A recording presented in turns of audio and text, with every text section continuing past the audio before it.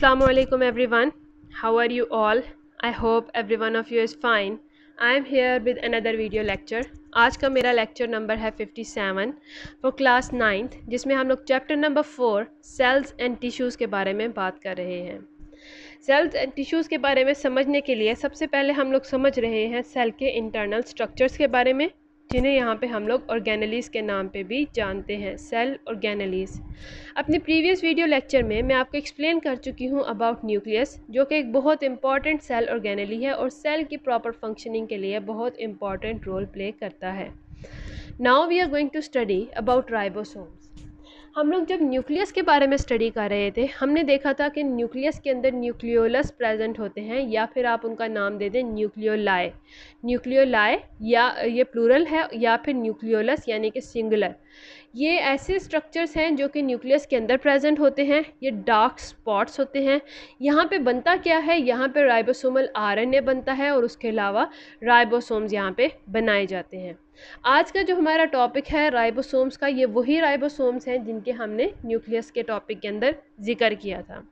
Now what are this ribosomes? ये ribosomes होते कहाँ हैं, हमें ये कहाँ देखने को मिलेंगे? ये टाइनी ग्रैनुलर स्ट्रक्चर्स होते हैं, यानी कि छोटे छोटे दानेदार नुमा चीज़ होते हैं, टाइनी ग्रैनुलर स्ट्रक्चर्स। अब इनकी प्रॉपर्टीज़ के बारे में देखते हैं, ये क्या है, इनकी क्या खसूसियात हैं। ये जो टाइनी ग्रैनुलर स्ट्रक्चर्स हैं, या तो ये किसी मेम्ब्रेन के साथ बाउंड हुए होते हैं, जैसे कि एंडोप्लाज्मिक रेटिकुलम के साथ। ये एक और सेल ऑर्गेनेली है जिसकी शॉर्ट फॉर्म, इसे हम लोग एंडोप्लाज्मिक एंडोप्लाज्मिक आर रेटिकुलम कहते हैं, आर उसकी शॉर्ट फॉर्म है।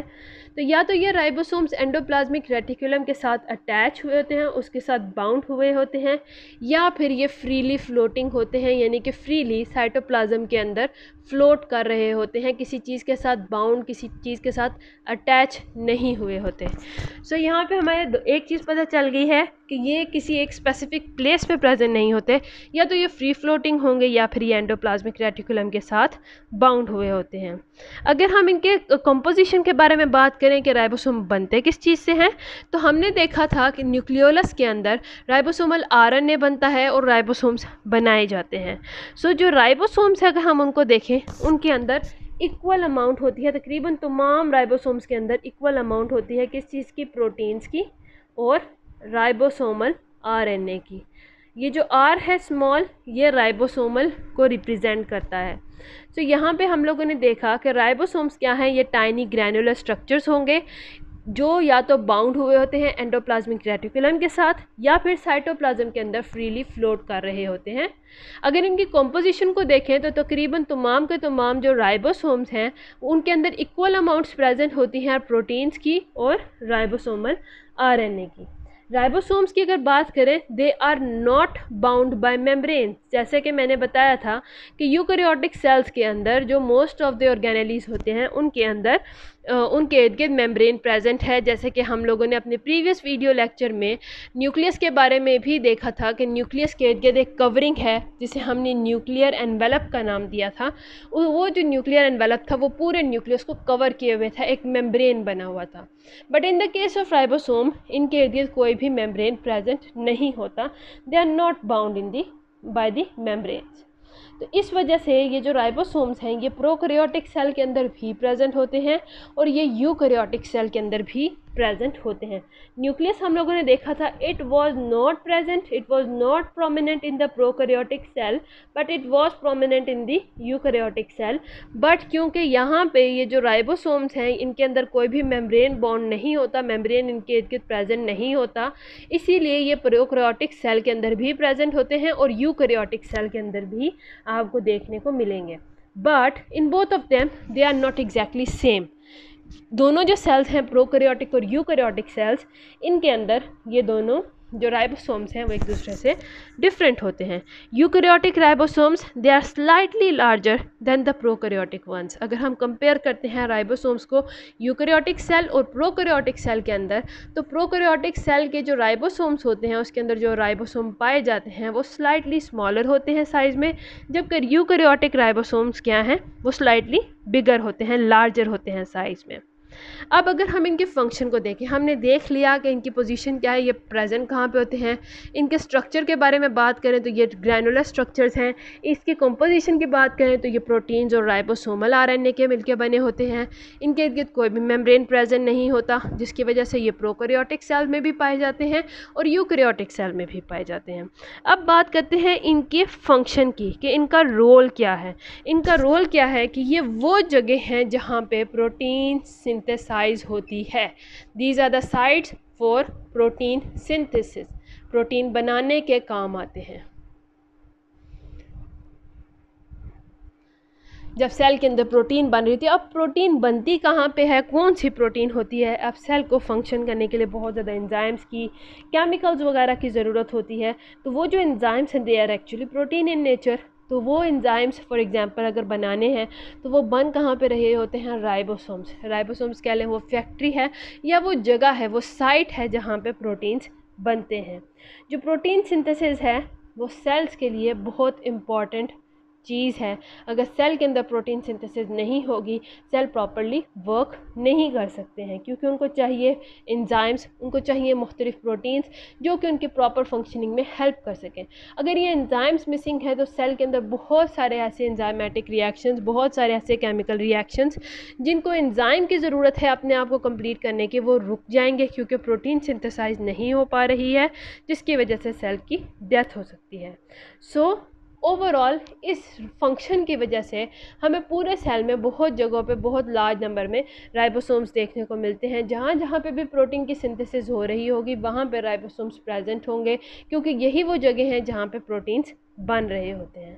So when the ribosome is not working, जब राइबोसोम काम नहीं कर रहा किसी प्रॉब्लम की वजह से, या तो वो स्टॉप कर गया काम करना, या प्रोटीन सिंथेसाइज नहीं हो रही है, राइबोसोम का इस वक्त कोई काम नहीं है, तो उस वक्त वो अपने स्मॉलर यूनिट्स में ब्रेक डाउन हो जाएगा। Ribosome is actually made up of 2 सब यूनिट्स। एक सब यूनिट का नाम है लार्जर सब यूनिट। अगर इसकी शेप देखें, इसका स्ट्रक्चर देखेंगे तो ये स्लाइटली बिगर है as compare to the other sub unit, इसीलिए इसको लार्जर सब यूनिट कहा गया है। जबकि जो दूसरा सब यूनिट है, चूँकि वो थोड़ा स्मॉल है साइज़ में, इसलिए उसका सिंपल नेम क्या रखा गया है, स्मॉलर सब यूनिट। तो राइबोसोम जो है इन दोनों सब यूनिट्स से मिलके बनता है, और जब फंक्शनिंग कर रहा है, जब काम कर रहा है, तो दोनों सब यूनिट्स इकट्ठे काम करते हैं, इकट्ठे मिल के पूरा राइबोसोम का यूनिट बनाते हैं। But in the case when the ribosome is not working, when it is not for making any proteins, तो उस वक्त जो राइबोसोम है वो ब्रेक डाउन हो जाता है, वो बिखर जाता है अपने 2 सब यूनिट्स के अंदर। दोज आर द लार्जर सब यूनिट्स एंड द स्मॉलर सब यूनिट्स। ये तो था मेरा टॉपिक अबाउट राइबोसोम्स। राइबोसोम्स, इन्हें हम लोग प्रोटीन फैक्ट्री भी कह सकते हैं। यहाँ पे बनती हैं प्रोटीन्स। ये वो साइट्स हैं जहाँ पे प्रोटीन को सिंथेसाइज किया जाता है। अगर इनके स्ट्रक्चर की बात करें, टाइनी ग्रैनुलर यानी कि दानेदार स्ट्रक्चर है। ये एंडोप्लाज्मिक रेटिकुलम के ऊपर भी पाया जाता है और फ्रीली ये फ्लोट कर रहा होता है साइटोप्लाज्म के अंदर भी। कॉम्पोजिशन देखें तो it is made up of equal amounts of protein and ribosomal RNA. इसके इर्द गिर्द कोई भी मेम्ब्रेन प्रेजेंट नहीं है, इसीलिए ये प्रोकैरियोटिक और यूकैरियोटिक सेल के अंदर पाए जाते हैं। प्रोकैरियोटिक सेल्स के अंदर जो राइबोसोम्स हैं वो थोड़े से छोटे होते हैं साइज़ के अंदर, जबकि जो यूकैरियोटिक सेल्स के जो राइबोसोम्स हैं थोड़े से बिगर होते हैं। इसी तरह से राइबोसोम्स का काम क्या है कि ये साइट्स हैं फॉर प्रोटीन सिंथेसिस। राइबोसोम जब काम नहीं कर रहे होते तो अपने सब यूनिट्स में ये टूट जाते हैं, बिखर जाते हैं, डिवाइड हो जाते हैं। यू कैन से लार्जर सब यूनिट एंड द स्मॉलर सब यूनिट। अब इसके बाद हम लोग चलते हैं अपने अगले टॉपिक की तरफ, that is mitochondria. Mitochondria is yet another cell organelle जो सेल की प्रॉपर फंक्शनिंग के लिए बहुत ज़्यादा इंपॉर्टेंट रोल प्ले करता है। अब जब हम लोग टॉपिक स्टडी करेंगे माइटोकॉन्ड्रिया का, तो हमें समझ आएगी कि why it is so important for the survival of the cell. ये तमाम जो स्ट्रक्चर्स हैं आपने अपने माइंड में रखने हैं कि these all structures they are present within the cell, in the cytoplasm, within the cell, but outside to that of nucleus.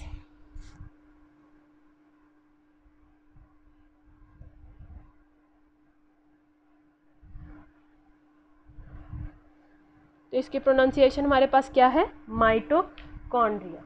Mitochondria ये एक्चुअली एक प्लूरल नेम है। अगर हम लोग इसको सिंगल नेम के तौर पे देखें, एक सिंगुलर स्ट्रक्चर के तौर पे, यानी कि इसका सिंगुलर देखें माइटोकॉन्ड्रिया का, तो इसका नाम क्या है? Mitochondrion. It is called as mitochondrion. ये सिंगुलर नेम है, और अगर हम इसकी प्लूरल नेम की तरफ जाते हैं, it is called as mitochondria. Mitochondria के बारे में जब स्टडी करते हैं तो एक इम्पॉर्टेंट चीज़ जो हमने अपने माइंड में रखनी है वो ये है कि ये भी डबल मेम्ब्रेन बाउंडेड है। जैसे कि न्यूक्लियस था, न्यूक्लियस के इर्द गिर्द डबल मेम्ब्रेन प्रेजेंट था, इसी तरह से जो माइटोकॉन्ड्रिया है ये भी डबल मेम्ब्रेन बाउंडेड होता है। जबकि हमने जब बीच में राइबोसोम्स के बारे में स्टडी किया है सेम लेक्चर में, तो हमने देखा था वहाँ पे मेम्ब्रेन प्रेजेंट नहीं था, उनके इर्द गिर्द कोई भी मेम्ब्रेन उनको बाउंड नहीं कर रहा था। But in the case of mitochondria it is double membrane bounded structure. और क्योंकि ये डबल मेम्ब्रेन बाउंडेड है तो आपने अपने माइंड में रखना है वो तमाम ऑर्गेनेलीज जो कि डबल मेम्ब्रेन बाउंडेड हैं, इसका मतलब है कि वो सिर्फ और सिर्फ यूकैरियोटिक सेल्स के अंदर एग्जिस्ट करते हैं, वो प्रोकैरियोटिक सेल्स के अंदर एग्जिस्ट नहीं करते हैं। फॉर एग्जांपल हम लोगों ने बात की है न्यूक्लियस की और माइटोकॉन्ड्रिया की, दोनों डबल मेम्ब्रेन बाउंडेड ऑर्गेनेलीज हैं। दैट इज़ वाई हम लोग कहेंगे कि ये दोनों यूकैरियोटिक सेल्स के अंदर ही पाए जाते थे, जबकि हम लोग राइबोसोम्स की बात करते हैं तो राइबोसोम्स के इर्द गिर्द कोई भी मेम्ब्रेन बाउंड नहीं है। दैट इज़ वाई वो यूकैरियोटिक सेल्स के अंदर भी पाया जाता है और प्रोकैरियोटिक सेल्स के अंदर भी पाया जाता है। अब ये माइटोकॉन्ड्रिया का तो हमें पता चल गया कि इर्द गिर्द इसके डबल मेम्ब्रेन प्रेजेंट होती है, लेकिन इसका काम क्या है? जैसे कि प्रोटीन को सिंथेसाइज करने के लिए जो इम्पोर्टेंट साइट्स थी वो थी राइबोसोम, तो माइटोकॉन्ड्रिया का काम क्या है? These are the sites of aerobic respiration. Aerobic यानी कि ऑक्सीजन की मौजूदगी में जब सेल के अंदर रेस्पिरेशन हो रही है, एनर्जी प्रोड्यूस हो रही है, तो उसको वो कहाँ पे हो रही होगी? Within the cell, it is occurring on the mitochondria. और जब यहाँ पे रेस्पिरेशन होती है इसका मतलब है कि एनर्जी प्रोड्यूस हो रही है। तो इसीलिए जब माइटोकॉन्ड्रिया के ऊपर एरोबिक रेस्पिरेशन हो रही है, एनर्जी प्रोड्यूस हो रही है, तो इसीलिए हम लोग ये कहते हैं कि the mitochondria they are the centres of the energy production. क्योंकि यहाँ पे एरोबिक रेस्पिरेशन हो रही है तो यहाँ पे एनर्जी प्रोड्यूस हो रही है, इसीलिए माइटोकॉन्ड्रिया को हम लोग सेंटर ऑफ एनर्जी प्रोडक्शन भी कहते हैं, क्योंकि यहाँ पे एनर्जी प्रोड्यूस होती है, एरोबिक रेस्पिरेशन के नतीजे में एनर्जी बनती है और ये पूरे सेल में डिस्ट्रीब्यूट होती है। जो आउटर मेम्ब्रेन है माइटोकॉन्ड्रिया का, हमने कहा कि जो माइटोकॉन्ड्रिया है वो क्या है? डबल मेम्ब्रेन बाउंडेड है। Double means 2। तो माइटोकॉन्ड्रिया का अगर हम लोग स्ट्रक्चर देखते हैं तो इसका स्ट्रक्चर एक रफ स्केच ड्रॉ करें तो इसका स्ट्रक्चर कुछ इस तरह से अंदर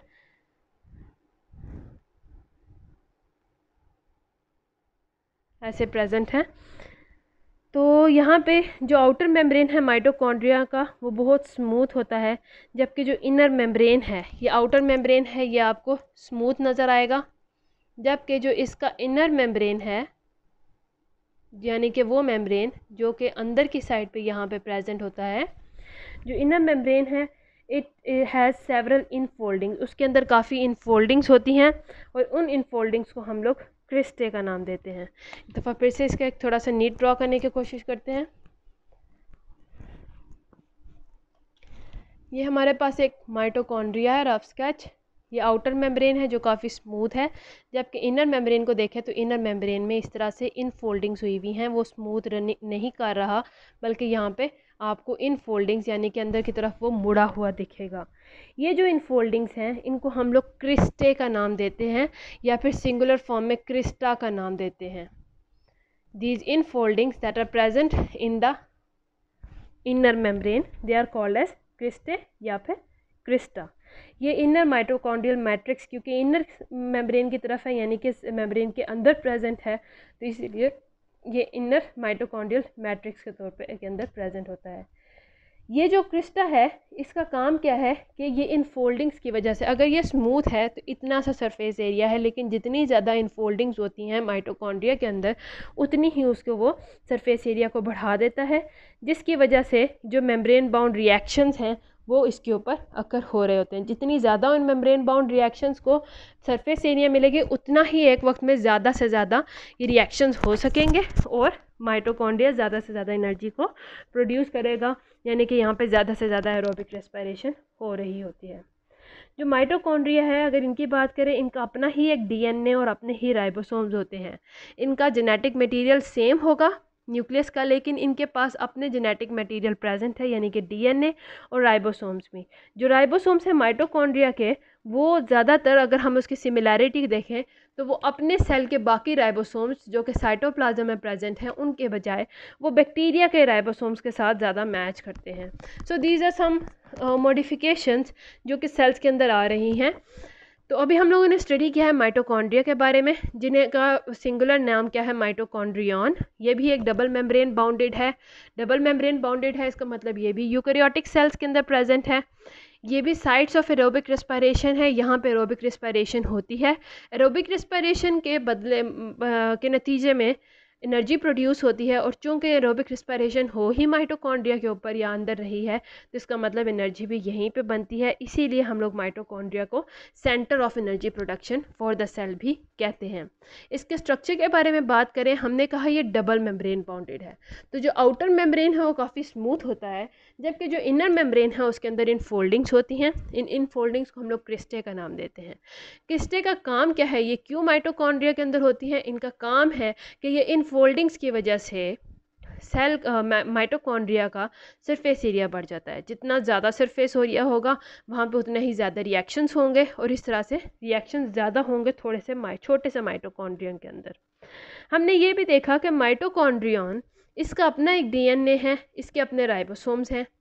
राइबोसोम्स इसके ज़्यादातर बैक्टीरियल राइबोसोम से मैच करते हैं अगर कंपैरिजन किया जाए, बजाय इसके कि ये अपने बकाया सेल जो बाकी राइबोसोम्स हैं उनके साथ मैच करे। तो ये था मेरा आज का लेक्चर, जिसमें मैंने आपको एक्सप्लेन किया है अबाउट राइबोसोम्स एंड माइटोकॉन्ड्रिया। उम्मीद है आपको इस लेक्चर की समझ आई हो। यहाँ तक अगर कोई भी प्रॉब्लम है तो हम लोग कमेंट सेक्शन में डिस्कस कर सकते हैं। I am here to help you out and see you soon in my next video. Till then, Allah हाफिज़।